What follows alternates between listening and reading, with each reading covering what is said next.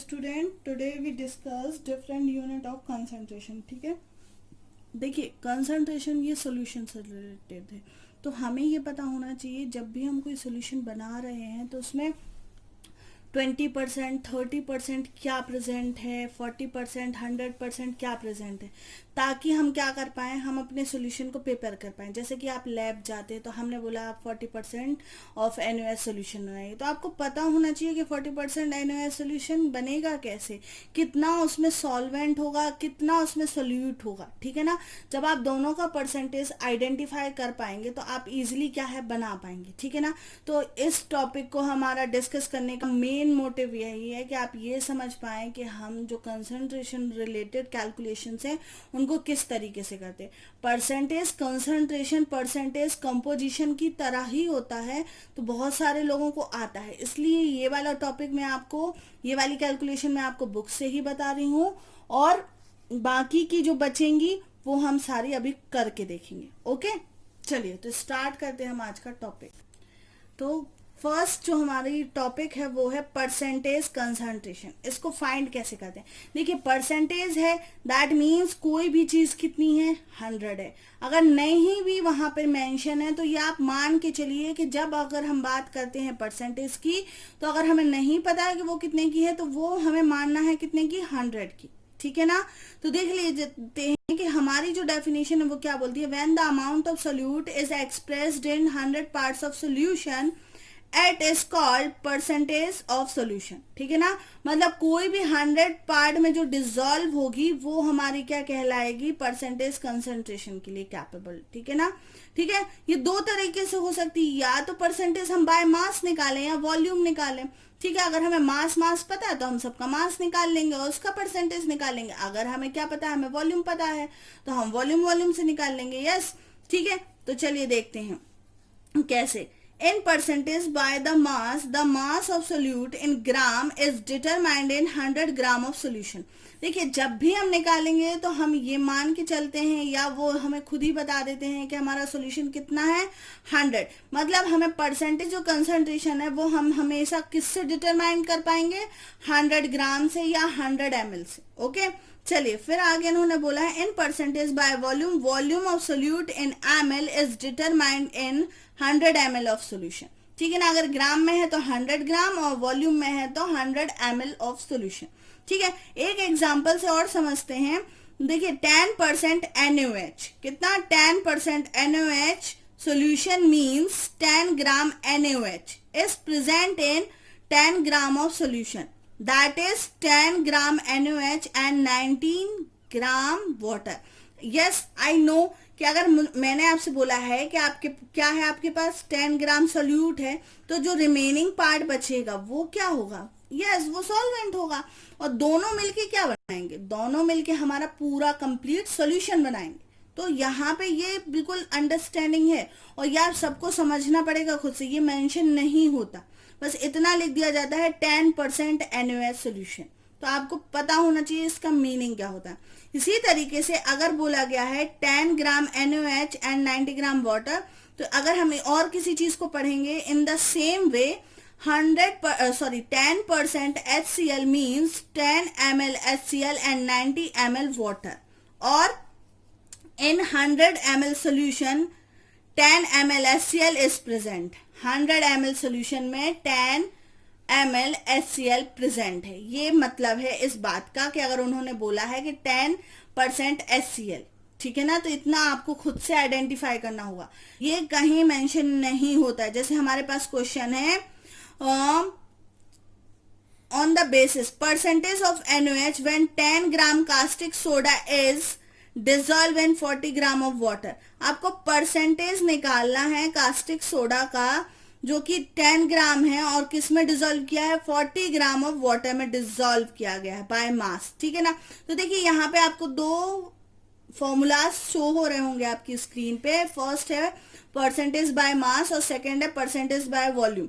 तो percentage by mass में भी है मास of solute into 100 divided by mass of solution. देखिए कोई भी चीज अगर हमें परसेंटेज निकालना तो हम 100 से उसको डिवाइड कर देंगे तो क्या हो जाएगा, यस हमारे पास परसेंटेज आ जाएगा। अब मास ऑफ सोल्यूट तो जो गिवन है, जैसे अगर 10 दिया है NaOH का तो 10 ही रखना है। अब मास ऑफ सोल्यूशन आपको समझने वाली बात है, ठीक है ना, वो मैं आपको बता दूं कैसे। ऐसे ही परसेंटेज बाय वॉल्यूम दिया है, volume of solute into 100 divided by total volume of solution. ये और ये दोनों बात समझनी है। देखिए मास ऑफ सोल्यूट दैट मीन्स सिर्फ मास की बात हो रही है, किसकी, सिर्फ अकेले मास की। जैसे 10% हमने बोला NaOH में कितना सोल्यूट का हमारा कंटेन है 10, तो ऊपर 10 ही आएगा, बट हमारा जो मास है, पूरा मास सोल्यूशन का है, वो कितना होगा, सोल्यूट प्लस सॉल्वेंट होगा। यस, सोल्यूट प्लस सॉल्वेंट होगा, तो दैट मीन्स नीचे कितना आएगा 100। यस, या फिर जितना भी हमें गिवन है क्वेश्चन में वो आएगा, या फिर जो हमारे मतलब पूछा गया है वो आएगा। जैसे इस क्वेश्चन में पूछा गया है कि 10 ग्राम कास्टिक सोडा हमने डिजोल्व किया 40 ग्राम में, तो उसका परसेंटेज निकालिए मास से, ठीक है ना। तो यहाँ पे हमने क्या कर दिया, सोल्यूट का हमने इस वाले फॉर्मूला में पुट कर दिया। यस, उसका वॉल्यूम कितना था, सॉरी उसका हमारे पास कितना था वेट 10, और हमें जो पूरा जो मास ऑफ सोल्यूशन रखना पड़ा वो 10 + 40 था, ठीक है ना। सोल्यूट प्लस सॉल्वेंट वो रखा इनटू 100 कर दिया, तो हमारे पास वैल्यू आ गई 20%।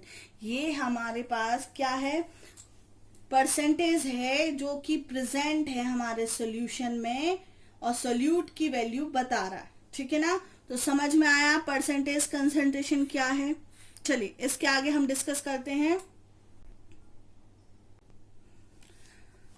मोलैरिटी और ग्राम मॉलिक्यूलैरिटी, जिसको हम कैपिटल M से भी डिनोट करते हैं, ठीक है ना। परसेंटेज कंसंट्रेशन के बाद हम डिस्कस करने जा रहे हैं मोलैरिटी। ये भी सॉल्यूशन से रिलेटेड है, मतलब आपने 1000 ml या 100 ml सॉल्यूशन में कितने मोल्स डिसॉल्व किए हैं, ये हमें किससे पता चलता है, मोलैरिटी से, ठीक है। मतलब सॉल्यूशन की अगर हम मोलैरिटी आपसे बोलें कि फाइंड करें, तो आपको पता होना चाहिए कि पहले वो है क्या। चलिए तो हम देख लेते हैं कि सॉल्यूशन की मोलैरिटी होती क्या है। The molarity of a solution is defined as the number of moles of the solute present per litre, ठीक है ना। तो डेफिनेशन हमारी क्या बोल रही है, the molarity of a solution is defined as the number of moles. क्या कर रही है define, number of moles of the solute, किसके, सोल्यूट के, प्रेजेंट पर लीटर मतलब 1000 ml of the solution, it is expressed by the symbol of M, ठीक है। चलिए इसका एग्जाम्पल मैं आपको समझाती हूँ करके। सबसे पहले हम फॉर्मूला देख लेते, तो the unit of molarity is moles per litre. क्या होती है यूनिट, मोल्स पर लीटर, ठीक है ना। तो मोलैरिटी क्या है, जिसको हम कैपिटल M से डिनोट करते हैं, मोल्स ऑफ सोल्यूट और number of grams molecules, mole of solutes, ठीक है ना, डिवाइड किए हैं volume of solution in litre. हम और इसको डिवाइड करके देखते हैं हमारे पास क्या फॉर्मूला आता है। Yes, mass of solute, moles of solute को हम कैसे फाइंड कर सकते हैं, ये मैंने आपको बहुत अच्छे से बताया प्रीवियस क्लासेस में। मोल्स को फाइंड करना है तो हम मास निकाल सकते हैं ग्राम, यस वही वाला कॉन्सेप्ट है। यहां हमने इसको और थोड़ा सा डिटेल में लिखा, मास of solute, molecular mass of solute into volume of solution in litre, ठीक है ना। फिर नेक्स्ट हम और इसको थोड़ा सा सॉल्व करते हैं। तो देखिए इन्होंने मास ऑफ सोल्यूट को हमने कैपिटल W से डिनोट किया है, 1000 मतलब जो हमारा सोल्यूशन है, कितना है हमारा सोल्यूशन, वो नंबर यहाँ पे डिनोट हो रहा है। उसके बाद molecular mass of solute small m, then into is volume of solution is ml, ये हमने V से डिनोट किया है, ठीक है। तो चलिए इससे रिलेटेड हम एक क्वेश्चन करके देखते हैं, तो हमें थोड़ा और समझ में आएगा कि एक्चुअल में हम क्या पढ़ रहे हैं। ओके चलिए, मोलैरिटी किसको, जिसको हम किस से डिनोट कर रहे हैं, कैपिटल M से। इसके लिए फॉर्मूला है capital M, that means W into 100 या 1000 हमारे सॉल्यूशन का कंसंट्रेशन है, okay, divided by small m into V। इसका मीनिंग अभी मैंने आपको बताया है, ठीक है ना। चलिए तो हम अपना क्वेश्चन देखते हैं। हमारे पास क्वेश्चन है 5.85 ग्राम NaCl is dissolve in 200 ml solution, ठीक है ना। Calculate the concentration of solution in term of molarity. अब आपको सॉल्यूशन करना है किसका, कंसंट्रेशन आपको निकालना है किसका, NaCl का, ठीक है ना। चलिए तो देख लेते हैं इसको हम कैसे करेंगे। फर्स्टली हमें पता होना चाहिए कि किसकी क्या वैल्यू है। तो जो हमारे पास मास ऑफ सोल्यूट है वो NaCl का वो है 5.85 ग्राम, ठीक है ना। इसके बाद हमारे पास जो स्मॉल m है that means molecular mass of solute, that means NaCl का हमें मॉलिक्यूलर मास निकालना है। तो वो हमने निकाल लिया। सोडियम का 23 होता है, देन क्लोरीन का 35.5 होता है, हमने वो निकाला तो हमारे पास आया 58.5। ओके, चलिए इसके बाद हम देखते हैं हमारे पास जो वॉल्यूम अवेलेबल है वो है 200 ml। चलिए सारी वैल्यू हमारे पास ये जो ऊपर फॉर्मूला दिया था ना इसमें पुट करनी है, तो हम कर लेते हैं। हमने देखिए 5.8 W इंटू 100 था तो हमने कर लिया। उसके बाद क्या था, small m that means molecular formula, मतलब 58.5 इंटू, अब देखिए v की वैल्यू कितनी थी, यस 200, तो वो रख दी हमने। अब इन सब को हमें मिलके अच्छे से सॉल्व करना है। तो देखिए ये 0 है, ये भी 0 है, ये 0 है, ये 0 है, कट हो गया, ठीक है। अब देखिए ऊपर का एक अगर हम ये हटा देंगे, ठीक है, ये हटाएंगे तो नीचे कितने 0 लग जाएंगे, और नीचे वाला भी हटा देते हैं हम, ठीक है। हमने यहाँ पे एक हटाया, एक यहाँ पे, तो यहाँ पे हटा तो एक 0 ऊपर बढ़ा, और नीचे से डेसिमल, ऊपर से डेसिमल हटा तो हमने क्या किया, सॉरी दिख नहीं रहा, अब दिख रहा, यस। चलिए देखिए हमने डेसिमल को ऊपर से हटाया और नीचे दोनों जगह से हटा दिया। जब हमने नीचे से हटाया तो एक के बाद डेसिमल था, तो ऊपर कितना आया 10, और नीचे जब हमने ऊपर वाला हटाया तो नीचे कितना आया 20, और ये देखिए ये वाला 2 जो हमने कट किया तो ये तो हमारे पास ऑलरेडी बच ही रहा था, ठीक है ना। अब देखिए ये कितना है, ये दोनों सेम सेम है, मतलब 1 टेंजा, ये 1 और ये 1 1 टाइम्स कट जाएंगे और ये हमारे पास कुछ इस तरीके से आ जाएगा, मतलब 1 10 इंटू 2। देखिए 0 से 0 कट गया और ये 1 और 10 आ गया। समझ में आ गया कैसे आया? दैट मीन्स हमारे पास कितना आ रहा है आंसर 1 पॉइंट कह रहे हैं, इसको आप सॉल्व करेंगे तो ये कितना हो जाएगा बताएं? यस, ये हमारे पास हो जाएगा कुछ, एक मिनट यहाँ करेक्शन करेंगे हम। हमारे फॉर्मूले में यहाँ पे जो क्या है, यहाँ पे 1000 है, क्योंकि हम किसकी बात कर रहे थे, लीटर, दैट मीन्स 1000 ml, ठीक है ना। तो 1000 ml है तो यहाँ पे 200 ml, तो उसको 100 मतलब 1000 से डिवाइड करना पड़ेगा, तो ये हो गया हमारा थोड़ा सा, ठीक है ना। तो अब क्लियर हुआ, तो एक 0 और बढ़ गया है, तो ये 0 से 0 है, तो अब आपको क्लियर हुआ। तो दैट मीन्स हमारे पास कितना आ रहा है आंसर 1/2। कितना आ रहा है 1/2, इसका मतलब है 0.5। कितना आ रहा है हमारे पास आंसर 0.5। दैट मीन्स यहाँ पे जो मोलैरिटी आ रही है सॉल्यूशन की वो कितनी है 0.5। हम लैब में जब भी जाएंगे तो जैसे हमने आपको बोला कि जाइए आप 0.5 मोलर की NaOH सोल्यूशन बनाइए, या 5 मोलरिटी का या 10 मोलरिटी का आप सोल्यूशन बनाइए, तो आपको ये मोलरिटी फाइंड करना आनी चाहिए, इसलिए मैंने आप सभी को बताया। एक बार हम फिर से रिवाइज करते हैं। देखिए फॉर्मूले को करेक्ट कर लीजिएगा, ठीक है ना। यहाँ पे 1000 है क्योंकि हम किसकी बात कर रहे थे, लीटर की, और लीटर में कितने ml होते हैं 1000, इसलिए यहाँ पे ये 1000 आएगा, ठीक है ना। चलिए तो हमने क्या किया, हमने सबसे पहले अपनी पूरी वैल्यूज रखी जो भी हमारे पास थी फॉर्मूला में, ठीक है ना, और हमने मॉलिक्यूलर फॉर्मूला निकाला और ये रख लिया, ठीक है। उसके बाद हमने फॉर्मूले में पुट किया और हमने उसको सॉल्व किया, तो हमारे पास 0.5 मोलर का आंसर आ गया। तो ये है हमारा आंसर, जिसको हम कह सकते हैं कि इस सॉल्यूशन की मोलरिटी कितनी है 0.5। ओके, चलिए अब हम चलते हैं नेक्स्ट अपनी डेफिनेशन पे। नेक्स्ट हमारा टॉपिक है मोलैलिटी। अभी हम मोलैरिटी पढ़ रहे थे, अब मोलैलिटी पढ़ रहे हैं। दोनों की स्पेलिंग में डिफरेंस है, ठीक है ना, वो मैं अभी आपको बताऊंगी क्या है, बट अभी पहले हम चलो डिस्कस कर लेते हैं। अब हम पढ़ने वाले हैं मोलैलिटी। मोलैलिटी को हम स्मॉल m से डिनोट करते हैं। तो क्या होती है molality? The molality of a solution is defined as the number of moles of the solute dissolve in 1000 grams of the solvent, ठीक है ना। वहां पे 1000 लीटर था जिसको हमने ml में कन्वर्ट किया था, क्या था 1000 लीटर्स था, यहाँ पे 1000 ग्राम है। It is represented by the symbol of small m। Molality is unaffected by the temperature. Okay, इसका भी फॉर्मूला यहाँ पे गिवन है आपको, देखिए small m number of grams molecule of solute divided by mass of solvent in KG. ठीक है ना, number of gram molecules of solute divided by mass of solvent in gram into 1000। mass of solute divided by molecular mass of solute into 1000 divided by mass of solvent in gram।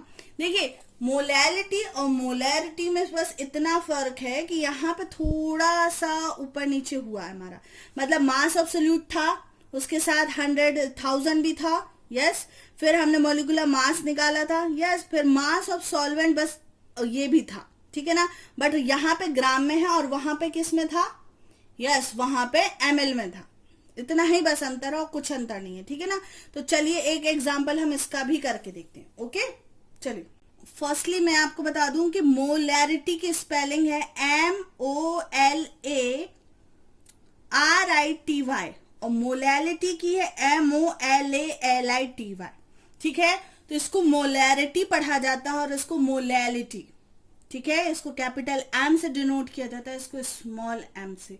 आप लोगों का यही assignment होगा कि आप लोग molarity और जो भी मैं आपको और यूनिट्स पढ़ाने वाली हूँ उनमें डिफरेंस आपको बताना है कि क्या मेन डिफरेंस है।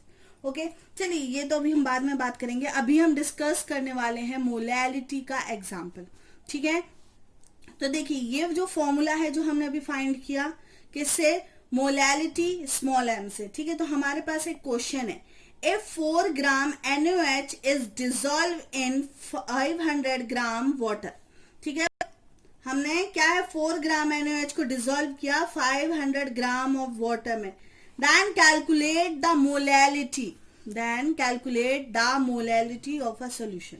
तो हम इसको कैसे फाइंड करेंगे, देखिए आपको सबको दिख रहा है, तो मास ऑफ सोल्यूट कितना है, मास ऑफ सोल्यूट दिया है 4 ग्राम। आप लिख लीजिएगा, मैं यहाँ डायरेक्ट फॉर्मूले में पुट कर रही हूँ, आप सब वैल्यू पुट करिएगा, उसके बाद अपना आंसर निकालिएगा। मैं यहाँ डायरेक्ट फाइंड कर रही हूँ, तो देखिए स्मॉल m, तो मास ऑफ सोल्यूट कितना दिया है 4, यस, ग्राम में। Molecular mass of solute NaOH का मॉलिक्यूलर मास कितना होता है, यस, सोडियम का, ऑक्सीजन का, सोडियम का कितना है 23 प्लस ऑक्सीजन का 16 प्लस NaOH है ना, तो प्लस 1, सब 1 1 है, तो हम इसको कर लेंगे तो कितना आ जाएगा हमारे पास, 24 एंड 16, यस, तो हमारे पास आएगा 10 1 4 एंड 5, कितना आ रहा है 3 एंड 4, सॉरी 40 आ रहा है, तो मॉलिक्यूलर मास आ गया 40। ठीक है, तो हम देख लेंगे मॉलिक्यूलर मास ऑफ सोल्यूट आ गया हमारे पास NaOH का 40, फिर 1000 तो था, तो हमने जैसे था वैसा लिख दिया। मास ऑफ सॉल्वेंट, अब देखिए mass of solvent that means जो हमें दिया हुआ है गिवन, ठीक है ना, यस 500 वो लिखा हमने। ठीक है, अब हम सॉल्व कर लेंगे, देखिए 1 10, यस, फिर यहाँ पे ये 2 0 से ये कट गए, ये 1 और ये 2, ठीक है ना। अब देखिए और भी कट सकता है 1 एंड 5, तो हमारे पास आ गए जो लास्ट हमारी फाइनल वैल्यू 1/5। अब हम इसको करेंगे तो कुछ क्या आ जाएगा आंसर, या तो हम इसी को आंसर बोल दें कि ये हमारी कितनी है, ये 1.5 मोलैलिटी का सॉल्यूशन है, या फिर हम इसको और निकाल सकते हैं डेसिमल में, तो डेसिमल में हम निकालेंगे तो ये आ जाएगा 0.2 मोलैलिटी का सॉल्यूशन। ओके, तो ये हमारे पास आंसर है। ये सारी कैलकुलेशंस हमें लैब में करनी पड़ेंगी, तो ये सब आपको यूजफुल होने वाली हैं, इसलिए आप बहुत केयरफुली करिएगा इसको। ओके, चलिए नेक्स्ट जो हमारी अब कैलकुलेशन है हम उसको देखते हैं। थर्ड जो यूनिट है और टर्म्स है जो हम यूज करते हैं एज अ कंसंट्रेशन यूनिट्स, वो है फॉर्मेलिटी। हम नॉर्मेलिटी और फॉर्मेलिटी डिस्कस करने जा रहे हैं। हम दो चीजें ऑलरेडी कर चुके हैं, कौन कौन सी, नॉर्मेलिटी अभी नहीं की, हम लोग ने कर ली है मोलैरिटी, मोलैलिटी और फॉर्मेलिटी। अब हम डिस्कस कर रहे हैं ठीक है ना। नॉर्मेलिटी अभी बचा हुआ है, वो भी हम करने वाले हैं, फिर हम दोनों से रिलेटेड क्वेश्चंस देख लेंगे, ठीक है। फॉर्मेलिटी एंड नॉर्मेलिटी, दो चीजें हमारे पास बची हैं, तो देख लेते हैं। फॉर्मेलिटी क्या है? The formality of a solution is defined as the number of gram formula weight present per litre of the solution. It is denoted by symbol F. जो हम फॉर्मेलिटी है उसको हम किससे डिनोट करते हैं? कैपिटल एफ से। ये क्या है? नॉर्मेलिटी क्या है सोल्यूशन की? इसमें हम क्या करते हैं? Number of grams formula weight present per litre of the solution. ये हमें बताना पड़ता है यहाँ पे कि कितने हमारे जो फॉर्मूला वेट्स के प्रेजेंट है हमारे सोल्यूशन, ठीक है ना। इसका जो हमारे पास क्या फॉर्मूला है वो ये है, नंबर ऑफ ग्राम फॉर्मूला या weight of solute divided by volume of solution in litre, ठीक है। इसका भी हम एक अभी वो करके दिखाएंगे आपको कैलकुलेशन, तो आपको और क्लियर होगा। हम इसी के साथ एक नॉर्मेलिटी और डिस्कस कर लेते हैं, ठीक है ना। तो हम दोनों की कैलकुलेशन फटाफट देखेंगे, इसी के साथ हमारा चैप्टर फिनिश होने वाला है। क्योंकि चलिए, तो the normality of a solution is defined as the number of gram equivalent the solute present per litre of the solution. यहाँ पे जब हम फॉर्मेलिटी क्या कर रहे हैं, फाइंड कर रहे हैं, तो ग्राम फॉर्मूलाज या वेट को देख रहे हैं, और यहाँ पे इक्विवेलेंट ग्राम वेट को देख रहे हैं, ठीक है ना। तो ये हमें बहुत अच्छे से क्लियर करना पड़ेगा, मेंशन करना पड़ेगा डेफिनेशन में, okay. The solute present per litre of the solution, it is denoted by the symbol capital N. Normality is affected by temperature. ये किससे अफेक्ट होती है? टेम्परेचर से। Unit of normality is grams equivalent per litre, ठीक है ना। तो normality के लिए जो हमारे पास फॉर्मूला है वो ग्राम या litre concentration of solution divided by gram equivalent of solute, या फिर number of gram equivalent of solute divided by volume of solution in litre, okay. चलिए, अब हम इससे रिलेटेड कैलकुलेशन करते हैं तो आपको और क्लियर होगा, ओके। फर्स्टली हम फॉर्मेलिटी से रिलेटेड क्वेश्चन देखते हैं। तो हमारे पास क्वेश्चन है, find the formality of the solution when 58.5 gram sodium chloride is present in 200 ml of solution, ठीक है। ये हमारा क्वेश्चन है, ठीक है, जिसमें हमें फॉर्मेलिटी फाइंड करनी है। अब हमारे पास क्या फॉर्मूला है, number of gram formula, gram formula या वेट ऑफ सोल्यूट, जो हमारे पास वेट है सोल्यूट का वो हमें देखना है, ठीक है ना। तो वेट ऑफ सोल्यूट दिया है 58.5, ठीक है ना। Volume of solution in litre वो भी हमें दिया है 200 लीटर में दिया है। दैट मीन्स हमें कितना लेना पड़ेगा इसको? यस, 200 है, दैट मीन्स लीटर में है तो 0.2 भी लिख सकते हैं लीटर में, यस, ओके। चलिए, तो हम फॉर्मेलिटी फाइंड करते हैं। डायरेक्ट मैं यहाँ पे वैल्यू रखूंगी फॉर्मूलाज में, आप लोग वैल्यू पहले लिखिएगा, फिर डायरेक्ट आंसर मत निकालिएगा, ओके।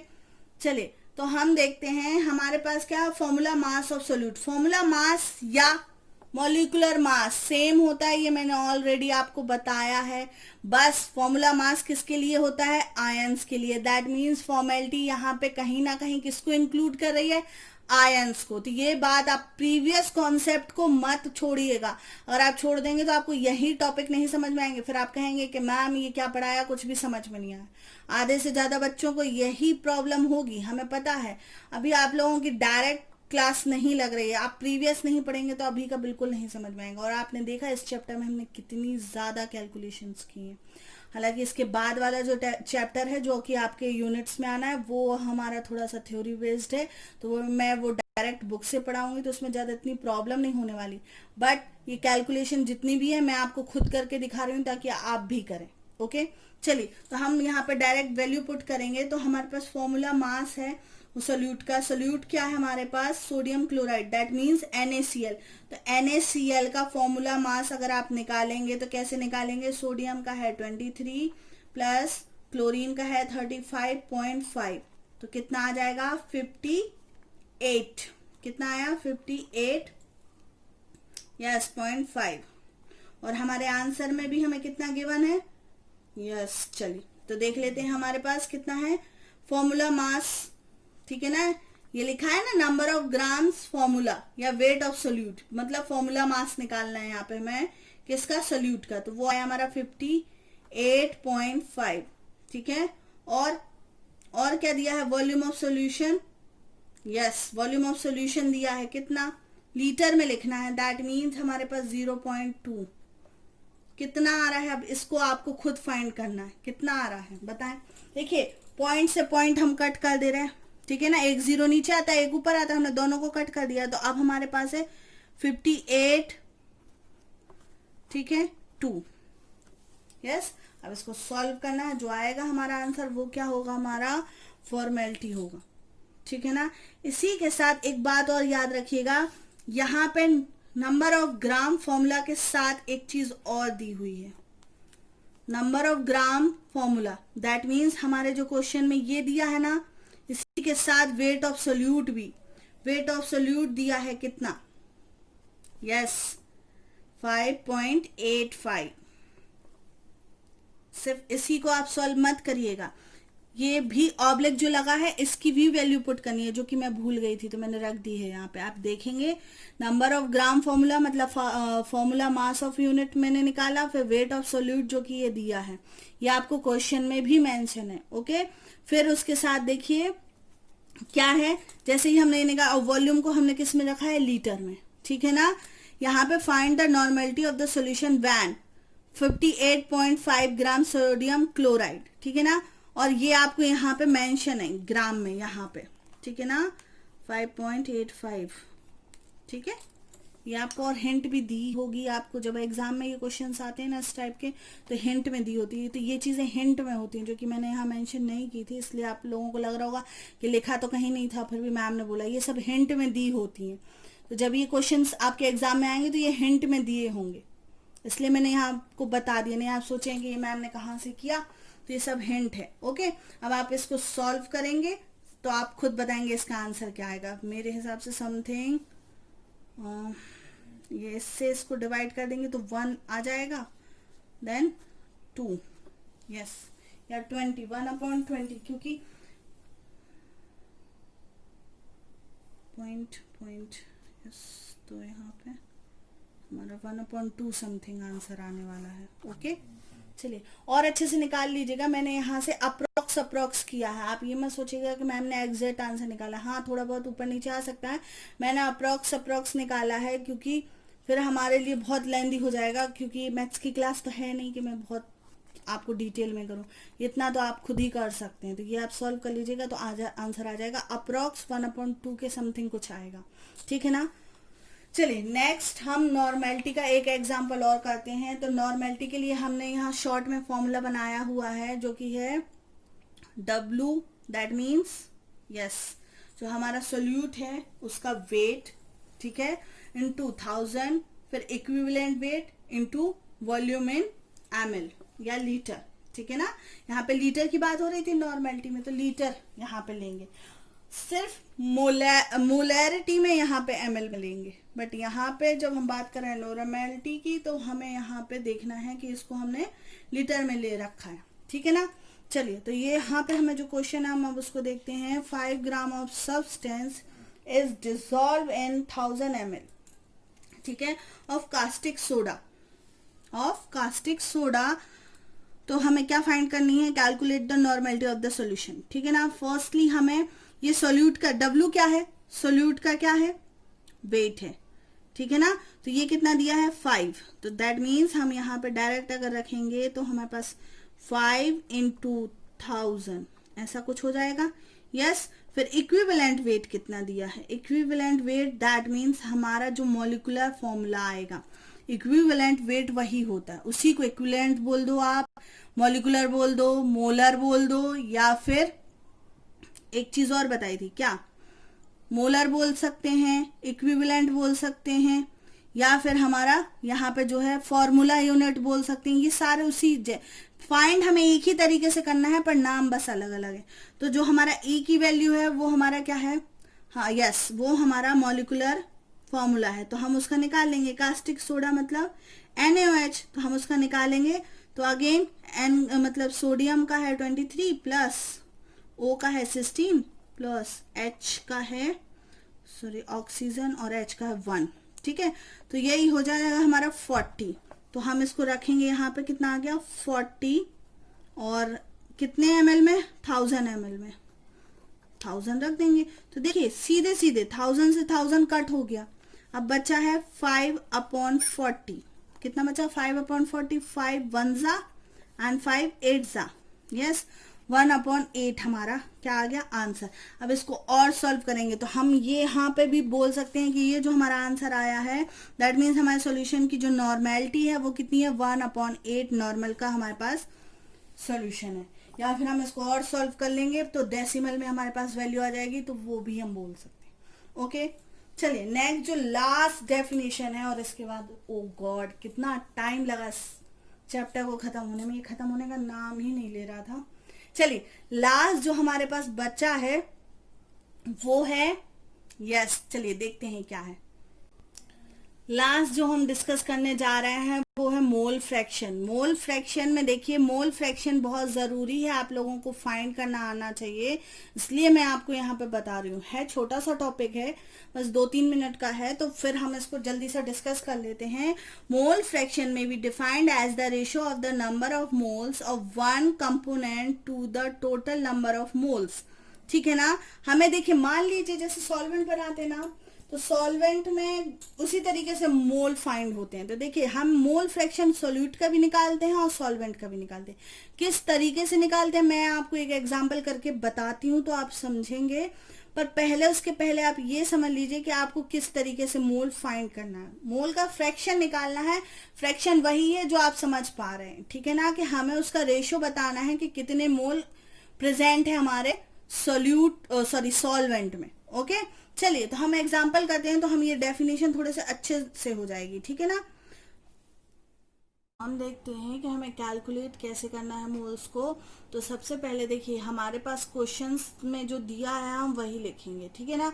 तो हमारे पास पहले क्वेश्चन क्या है देख लेते हैं। Calculate the number of mole and amount in grams of AgNO3 present in 250 centimetre cube solution of 0.5 molarity of silver nitrate. ठीक है, मतलब ये मोलैरिटी है, ये इसका सिर्फ सिल्वर नाइट्रेट से लेना देना है, ठीक है ना। चलिए तो हम फाइंड करते हैं number of moles in solution, ठीक है ना।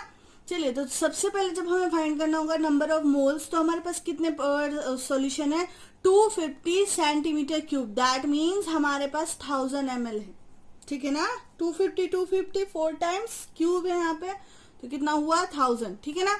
250 सेंटीमीटर सॉल्यूशन हम देखते हैं, तो हमने लिखा है यहाँ पे number of moles in 250 centimetre of 0.5 molar of AgNO3। तो हमने देखिए 0.5 हमारी मोलैरिटी थी, 250 हमारा सॉल्यूशन का रेशो था, और 1000 हमें क्या है लेना ही पड़ता है, क्योंकि हमने बोला हम कोई भी सॉल्यूशन को क्या मानेंगे, या हमारी जो डेफिनेशन है मोल फ्रैक्शन की वो क्या बोल रही है कि हम मोल्स को किस में देख सकते हैं, जो हमारा सॉल्यूशन है लीटर में, ठीक है ना। और लीटर में कितने ml होते हैं? 1000, ठीक है। तो इसको हम सॉल्व कर लेंगे, तो हमारे पास क्या आ जाएगा, करिए सॉल्व। चलिए तो हमारे पास आ जाएगा 0 से 0 कट हो जाएंगे, यस, फिर यहाँ पे भी एक और कट हो जाएगा। चलिए तो हमारे पास आ जाएगा कुछ 0 पॉइंट समथिंग, देखते हैं क्या आता है, 0.125, ठीक है, ये हमारे पास कुछ आ जाएगा। चलिए इसके बाद देखिए हमने आपको ये प्रीवियस उस वीडियो में भी बताया है कि जब हमें मोल्स की बात होती है तो हमें मोल्स काउंट करना क्या होता है, डिफिकल्ट होता है, तो हम क्या करते हैं, वेट कर लेते हैं। तो दैट मीन्स हम क्या कर लें, हमें इतने मोल्स का पता चल गया है, मतलब नंबर ऑफ मोल्स फाइंड कर रहे हैं हमें 250 में, तो 250 में हमारे ये क्या आ गए, नंबर ऑफ मोल्स आ गए इतने, तो हम 1 मोल्स फाइंड कर लें। दैट मीन्स 1 मोल ऑफ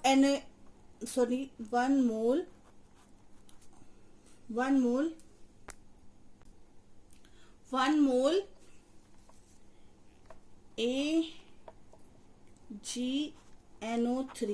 अब देखिए हमने अगर इसका निकाल लिया है, ठीक है ना, और हमें 1 मोल निकालना है, तो मैंने आपको बताया था 1 मोल इज इक्वल टू, हमने बहुत अच्छे से निकाला था, क्या निकाला था, क्या होता है इसके इक्वल में, यस, मॉलिक्यूलर मास। तो हम यहाँ पे इसका मॉलिक्यूलर मास निकाल लेंगे।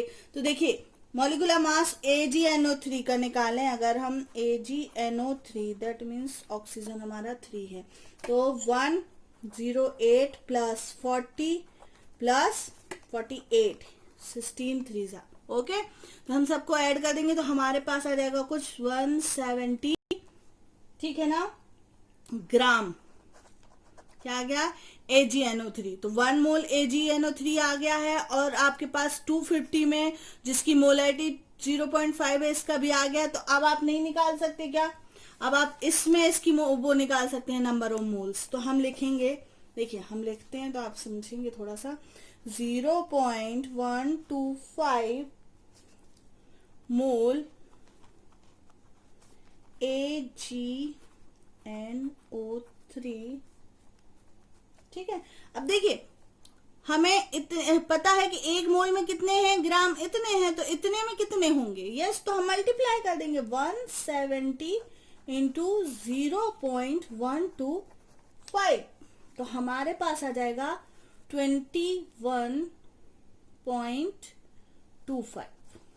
ओके, ये हमारे पास आंसर आ जाएगा ग्राम में, ठीक है, क्योंकि हमने ये ग्राम में निकाला, तो हमेशा यूनिट मेंशन करना ना भूलें, ठीक है। तो इस तरीके से हम किसी भी जो भी हमारे सॉल्यूशन प्रेजेंट है हम उसकी क्या निकाल सकते हैं? नंबर ऑफ मोल्स निकाल सकते हैं।